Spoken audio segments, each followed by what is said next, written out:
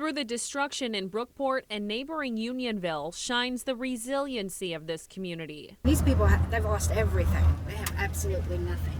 And I just try to give them everything that they need. Lisa Williamson's doing that every day. This volunteer from Mount Sterling Church brings the comforts of home to those who no longer have a roof over their heads. You love fried chicken? All right. Look at here. Thank you, ma'am. From sunup to sundown. They know that I'm going to be there with a hot meal. They know where it's coming from, and they look forward to seeing us. She drives the streets of Brookport and passes what's left of the town. We got some fried chicken. Delivering 3 meals a day to survivors. Here's some silverware. Ladies, y'all don't know how much we appreciate all this. When you're digging in this stuff all day long and you're hungry and you got a warm belly, and gets you going again, and yeah, it helps out a lot. And this will have to be delivered pretty quick because it's hot food. Food, cleaning supplies, they share it all. They was in tears when I pulled up with them. It's just humbling to see somebody who has absolutely nothing be so thankful over a rake. Sometimes there are no words. I love them all, and there's no way that we could tell them what it means to us, and it'll never be forgotten. As Carolyn Lewis tries to salvage anything, she's found hope. It's amazing how much help we've had here. It's just overwhelming. And Williamson has a new appreciation We do it till it's gone. for what's important in life. I can go home and I can go to bed. I have my family. Through the smiles and tears, these survivors, well, they keep her going. And some people, they've lost it all.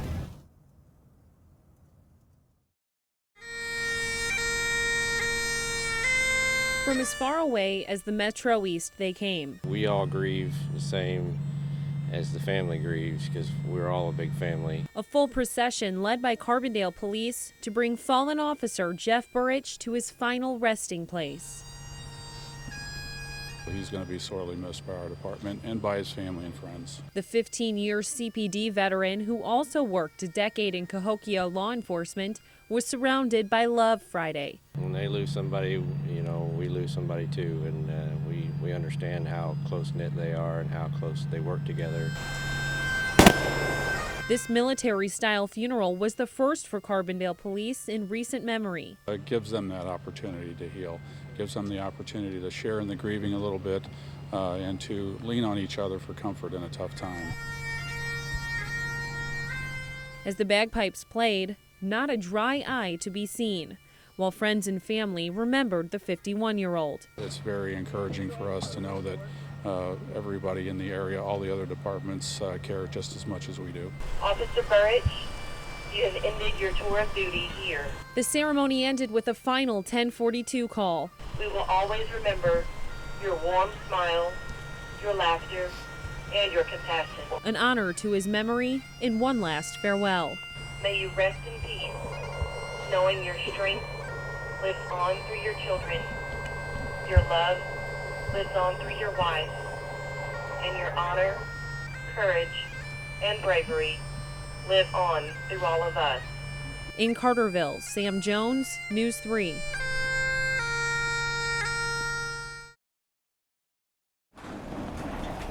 It looks like any other road in Mississippi County. But for Ray and Roy Presson, this view now has a whole new meaning. Rewind 12 months, and it was a much different picture. Water as far as the eye could see. When the Army Corps of Engineers decided to blow the Birds Point levee, the Pressons were right in the crosshairs. Some of the 130,000 acres that were intentionally flooded is the land that's been in their family since 1910. They've lived and worked here their entire lives. It was hard, and up until the time they blew it, we just really believed it wasn't going to happen. We just had faith that it would still be here and we'd be able to farm. And that's exactly what they're doing. The Pressons feel fortunate. Their 2,400 acres sit at the high point of the spillway. They had damage, but their most important resource, the land, was still intact. Not everyone was as lucky. We knew if we get the water off, we'd get a crop planted. Just no problem with that. Today's machinery, you can get across the ground in a hurry. The Pressons lost their entire wheat crop last year, $250,000. Crop insurance covered only half that, and they couldn't plant corn last year either. This spring, both are in the ground at a price. In the aftermath of the flood, insurance on their wheat doubled. And with the crops planted, the cleanup continues. We had a lot of ditches silted in, but that's fixable, more so than if your land had really been damaged. Breaching the levee changed some things forever. This was where Ray Presson lived, but now for the first time in more than a century, he and his family can no longer call this house home. It's very hard. Yeah. Chances are we'll try to build a mound out here and put a house on it eventually. For now, more waiting.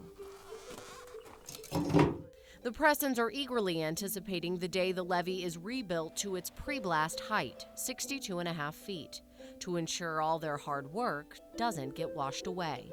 For this area, that's about the most important thing we can have.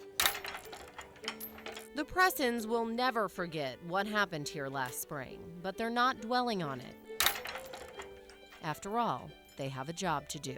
It wasn't long after the flood, they had the Joplin tornado, and you had to feel fortunate that all we had was a flood. We just have faith that we just keep going on, do what we do.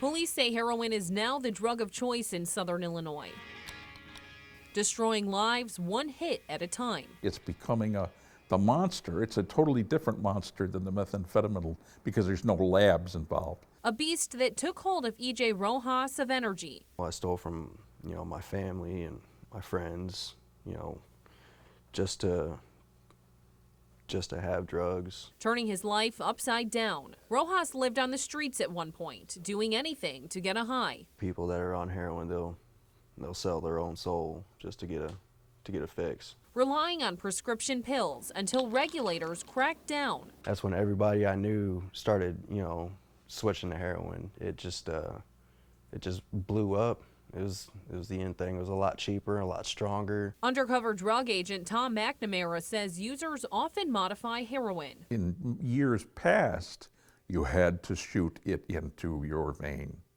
Now you can smoke it, or you can encephalate it, which means snort it. Which means the stigma of using a needle is eliminated. There's often a higher concentration of heroin in those hits, too. Easy to get. Yes, it is.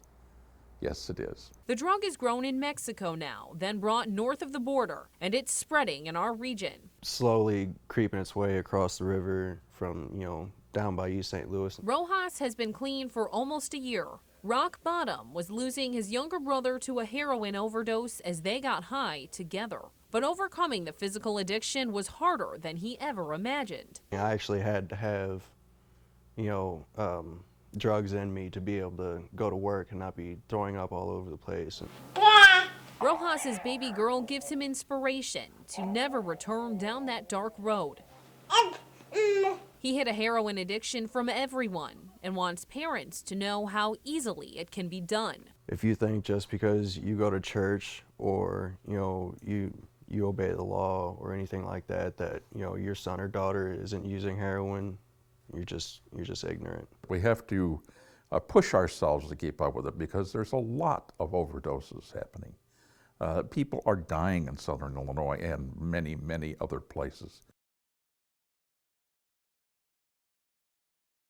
It's a picture of living history as World War II veterans from southern Illinois stand for the first time at their memorial in Washington, D.C. I see the pictures of it, but it's more beautiful here than the pictures can show. A journey of 1,000 miles takes these veterans back nearly 70 years. You can't describe it. It brings up emotions and it's very stirring. The World War II Memorial is the primary focus of the trip, but the veterans tour other sites around Washington, from the Korean and Vietnam War memorials to the Lincoln Memorial. It was at the Naval Memorial that we met the only woman veteran on this trip. I feel like I'm overwhelmed. Former Navy Wave Alice Eubanks of DuQuoin. Sometimes I wish I was back in. Alice served at a naval air station in Washington State as part of the Women's Reserve. I felt like I was a part of it. And I wanted to always be a part of it. She is proud that women played a vital part in the war effort. I just feel like I'd done something for somebody else that meant something more. At every site they visit, Alice and the other veterans are each paired with what the Honor Flight program calls their guardian. The guardians pay their own way to spend the day escorting a hero. Many of the volunteers didn't know these vets before the trip, like Patrick Stewart of Effingham. Stewart accompanied Richard Kennedy of Mount Vernon. Thank you doesn't seem to quite encompass the debt of gratitude that we owe to them. And we live under the veil of freedom that he provided. Thomas Julian of West Frankfort was escorted by Vietnam veteran Larry McCabe of Marion. Larry says it's just his way of paying back. They had it rough. And then to come back and have to wait all these years for this, you know. And I'm just hoping they can continue to do this. These people that have organized this, it's really been wonderful. The wonder and stirring events of the trip only continue as the veterans are taken across the Potomac to witness the gravestones covering every field and hillside at Arlington National Cemetery, and to sit in silent reverence for the changing of the guard at the tomb of the unknown soldier.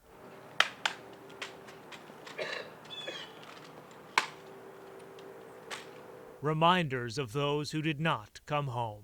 They can't enjoy what we're enjoying, and they deserved it too. Then, as the sun sets, a visit to the Air Force Memorial, with dramatic views overlooking Washington and the missing man formation reaching to the sky.